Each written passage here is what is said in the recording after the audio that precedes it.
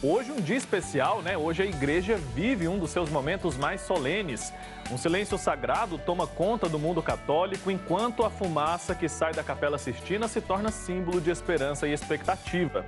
Estamos às portas da escolha do novo sucessor de Pedro, um pastor que será chamado, mais uma vez, a guiar o rebanho de Cristo. Mas antes dessa fumaça branca subir e a praça vibrar com o anúncio do Habemus Papa, um tempo, né, de oração, discernimento e escuta da voz do Espírito Santo, a gente vive, né? É tempo do conclave, então.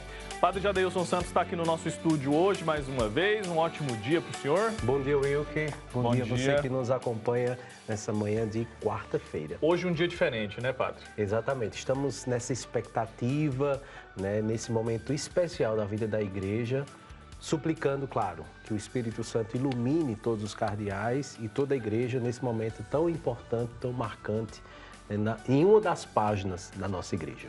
Muito bem, a gente vai lá para Roma, vamos acompanhar a gente aqui até a nossa tela. O Alan Ribeiro está lá, nesse momento, está em Roma, junto com o Padre Rafael Vieira. Você aí que está com a gente aqui na TV Pai Eterno desde cedo, já acompanhou a Santa Missa, que marcou a abertura desse primeiro dia de conclave. E nós vamos lá para Roma agora para falar ao vivo com o Alan Ribeiro. Ele traz para a gente as últimas informações a respeito desse processo de escolha do próximo Sumo Pontífice. Alan, bom dia para você. Bom dia, Wilker. Bom dia a todos que nos acompanham. A expectativa é enorme aqui da sede da nossa Igreja Católica, né? Muitos jornalistas aqui aguardando e muitos fiéis. Quem acompanha aí de casa pode ver essa movimentação intensa aqui no fundo, aparecendo ali a colunata da Praça de São Pedro. E as pessoas estão aqui já vivendo um momento tão especial para a nossa igreja, que é o início deste conclave que vai eleger o sucessor de Pedro, aquele que dará continuidade ao trabalho feito por Papa Francisco daqui para frente. E hoje foi celebrada a missa, como você bem disse, né, e transmitida aqui pela TV Pai Eterno. Teve início às 5 horas da manhã no horário de Brasília, às 10 horas da manhã aqui no horário de Roma. E durante a homilia, o cardeal decano Giovanni Battiste afirmou que a igreja precisa ter justamente esse pastoreio, essa continuidade, e ele citou dois papas na homilia. O primeiro deles foi Paulo VI, falando sobre a civilização do amor. Paulo VI, que reforçava que o amor é a última força que pode mudar o mundo, e o decano relacionou justamente aos textos litúrgicos definidos para o dia de hoje. Também citou João Paulo II, uma frase dele, né, que dizia que diante do juízo final de Michelangelo, aquela pintura famosa da Capela Sistina, os cardeais devem se lembrar da grande responsabilidade de colocar as chaves supremas nas mãos certas. Ele também deu aí algumas pistas, alguns direcionamentos de como deve ser o próximo Papa, quais são as tarefas do Sumo Pontífice que vai ser escolhido ao longo dos próximos dias pelos cardeais reunidos aqui em Roma. Ele disse que o novo Papa precisa fazer crescer a comunhão entre todos os cristãos e fazer essa comunhão orientada nas pessoas, nos povos e culturas. Também reforçou que a igreja ela deve ser casa, escola da comunhão. Então, o aspecto de comunhão foi muito abordado na homilia da missa presidida pelo cardeal, reforçando esse aspecto de que o novo Papa é um Papa que precisará ter esse olhar de comunhão com toda a igreja, de comunhão com toda a sociedade, né? A gente lembra que o Sumo Pontífice, ele é o líder da Igreja Católica, mas ele também tem uma responsabilidade enquanto chefe de Estado. A gente recorda Papa João Paulo II, Papa Francisco, que foram pontífices que trabalharam muito em prol da paz, né? Trabalharam aí no diálogo pelo fim das guerras. Então, esse aspecto de comunhão, ele vai muito além da comunhão da nossa igreja, vai para todo esse contexto global. Além disso, ele falou do Papa como a figura de sucessão de Pedro. que quando o pontífice assume, né, a missão de um papado, ele se torna o próprio Pedro para seguir a missão da igreja. Ele falou que cada papa continua a encarnar Pedro na sua missão e a rocha na onde a sua igreja se unifica.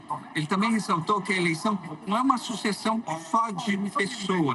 Na verdade, é a sucessão do apóstolo Pedro, como se Pedro regressasse na figura daquele que vai ser eleito pelos cardeais. Por fim, ele falou que é preciso despertar as energias morais e espirituais na sociedade atual, de processo tecnológico, sem se esquecer da figura de Deus. Bom, Wilker, esse foi um resumo dessa celebração nesse primeiro dia, né, que vamos viver o conclave. E Padre Rafael, um pouco mais cedo, fez uma análise justamente de alguns cenários que seriam surpresa neste conclave. Alguns cardeais que, se fossem eleitos, estariam aí fora, por exemplo, das listas que muitas mídias fazem por aí, ou despertariam uma certa curiosidade em decorrência da idade ou de outros fatores. Agora a gente confere justamente essa reflexão do Padre Rafael, diretamente aqui de Roma. Então, Alain, Wilker e todos que acompanham o Santo Café, olha, nesses dias que antecederam o conclave, né, que começa hoje, foi muito perguntado se haveríamos surpresas. Essa é uma pergunta difícil de ser respondida, porque aqueles nomes dos cardeais que foram levantados até agora nas especulações, tanto por parte da imprensa internacional quanto a imprensa italiana, é difícil você dizer quem é que pode ser surpresa. Mas nós aqui da reportagem da TV Pai Eterno, nós descobrimos 3 possibilidades de verdadeira surpresa. E é isso que eu gostaria de compartilhar com vocês. A primeira grande surpresa seria se os 133 cardeais que vão votar escolhessem um cardeal que está do lado de fora. São mais de 100 cardeais não eleitores. E eles estão participando aqui das congregações gerais, muitos deles falaram. Hoje, na missa intenção do conclave, falou o cardeal decano, que é um que não estará lá dentro, está do lado de fora, já tem 91 anos também. Então, uma surpresa seria a eleição de um papa muito idoso, né, com mais de 80 anos, e que estivesse do lado de fora. Essa seguramente, se essa hipótese, se ela se concretizar, seguramente será uma grande surpresa. A nossa reportagem foi atrás de uma segunda, viu, Wilker? Uma segunda possibilidade de surpresa.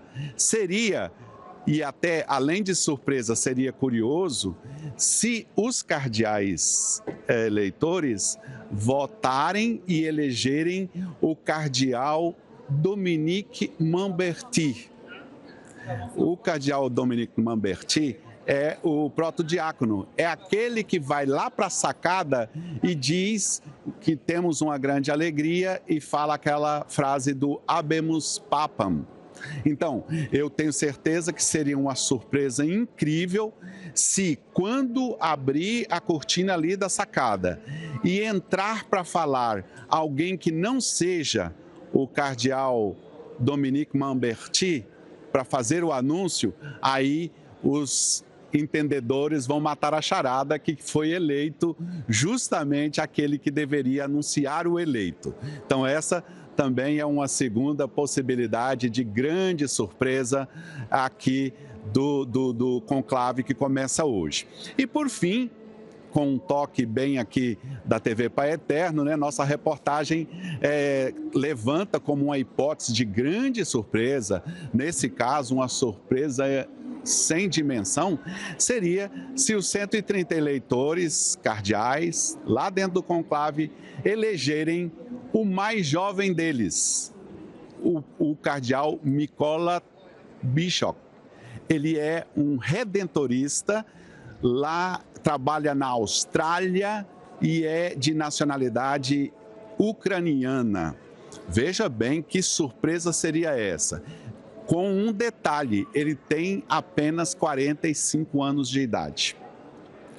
Isso seria uma surpresa, vamos dizer, sem precedentes, porque além de ser assim totalmente impensada, ela teria também como uma consequência, elegendo-se um papa muito jovem, um pontificado assim naturalmente longo, muito longo. Então, essas são as 3 surpresas que a nossa reportagem levantou aqui. Eu volto com você. Olha, Wilker, aqui a eleição do novo Papa, claro, vai ter início só à noite não, só à tarde as votações. Mas a gente segue aqui na expectativa de em breve ver Sarça Branca nos telhados aqui do Vaticano. Eu volto com vocês aí no estúdio.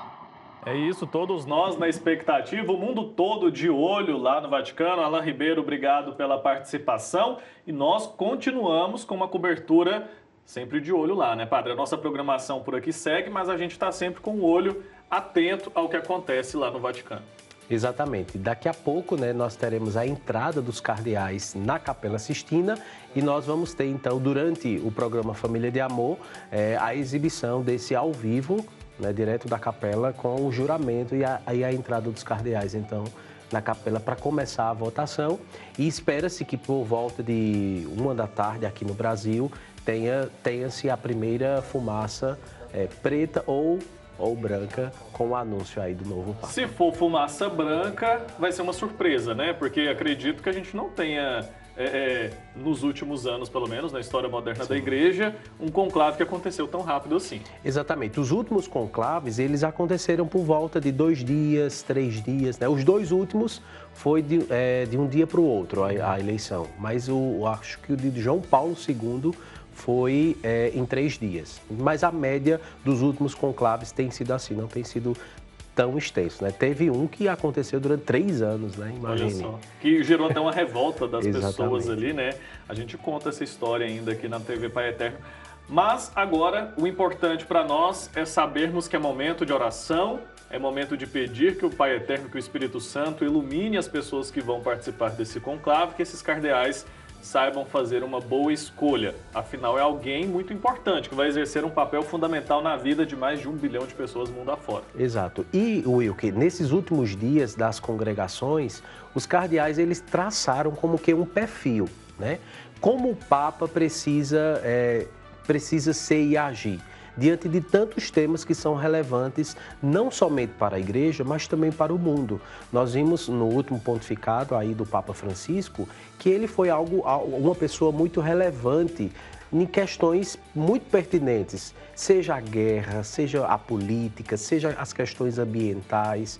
Então, o Papa eleito, ele precisa, de fato, abraçar essas propostas também, que são questões de fé, mas são questões também da humanidade, que tangem a humanidade e que o Papa, a Igreja, precisa se pronunciar também e agir em defesa da vida. Cada perfil é indicado para o tempo, né? Para o tempo que vivemos. Papa Francisco foi um Papa que é reconhecido porque estava muito atual, era alguém que estava dentro de todas as discussões importantes da humanidade e a gente precisa de uma continuidade disso. Isso. Não de alguém que seja igual ao Papa Francisco, mas de alguém que também tenha capacidade de agir, comandar a Igreja no contexto do mundo de hoje. Sim, sim. O Papa Francisco, ele é considerado como um Papa reformador, né? Por quê? Porque ele entra, né, na história da Igreja, no contexto ali pós-Bento XVI, onde Bento XVI já começa, né, na verdade, o Papa Bento XVI como que preparou o terreno e deixou tudo pronto, tudo organizado. E o Papa Francisco, então, executa aquilo que Bento XVI já foi preparando todo o terreno. Então, agora, é claro que nós tivemos, mesmo que tenha sido muito relevante, né, o pontificado do Papa Francisco, mas foram apenas 12 anos. Algumas coisas começou, né? Por exemplo, a questão da sinodalidade. Ocorreram-se vários sínodos, mas o pôr em prática desse exercício de sinodalidade é preciso, de fato, um longo tempo. E aí o Papa que será nomeado, que será eleito, ele vem com essa bagagem né, histórica, mas muito recente do Papa Francisco, de algumas reformas muito pontuais. E que aí ele vai, sem sombra de dúvida, dar continuidade a esse trabalho. É como se cada um fosse pavimentando um pouquinho dessa estrada, Exato, né? Exato.